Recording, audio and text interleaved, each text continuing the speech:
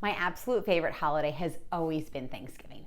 I love the giving of thanks, the gathering of family and friends, the food, and just the general laid back attitude of the day of and the days that follow. It's just a holiday that doesn't expect much, and I absolutely love that. The food preparation can add some complexity, but it doesn't have to. Stick around here to hear a few of my tips.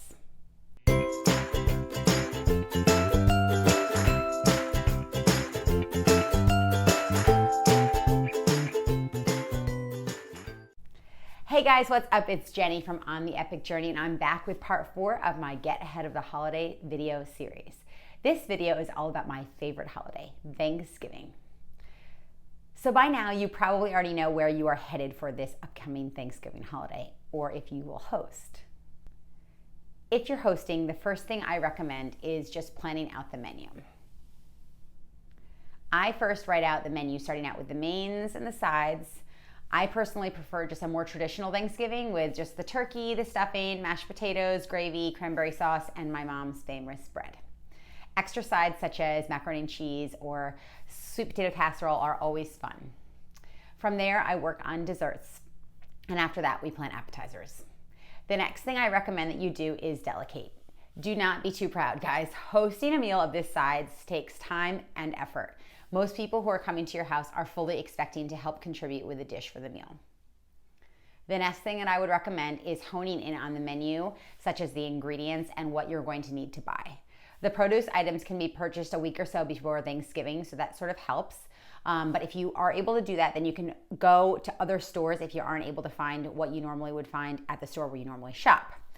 As far as non-perishables, knowing all of the shortages that are going on in the world due to COVID, I would definitely recommend that you start buying the non-perishable items now. And if you just have a spreadsheet, then you can check off the items that you've purchased and then just set aside in a certain part of your pantry so that you don't accidentally use them. The next thing that I would do is plan out your beverages. Will you have some sort of signature drink such as spiced cider, or you just offer like typical drink choices? I would start to plan these out too because beverages are often overlooked.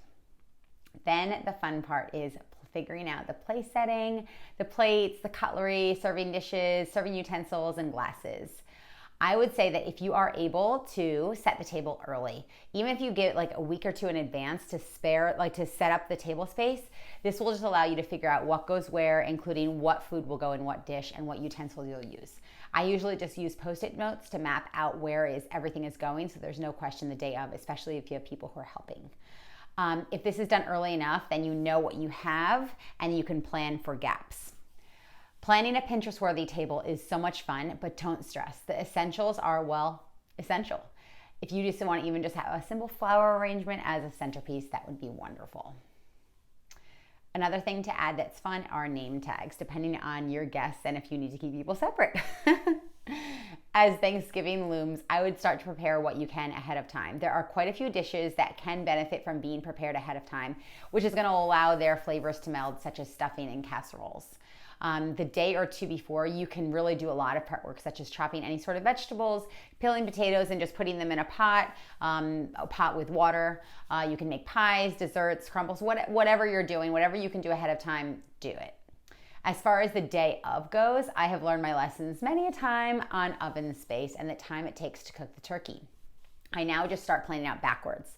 I don't eat meat or fish, so I'm not usually in charge of the turkey, but I have been in the past.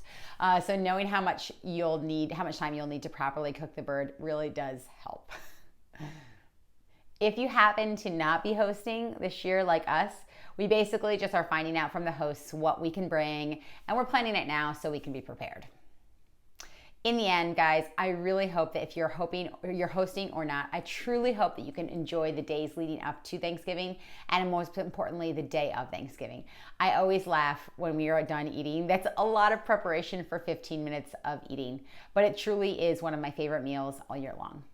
Happy Thanksgiving, everyone, and thank you so much for watching.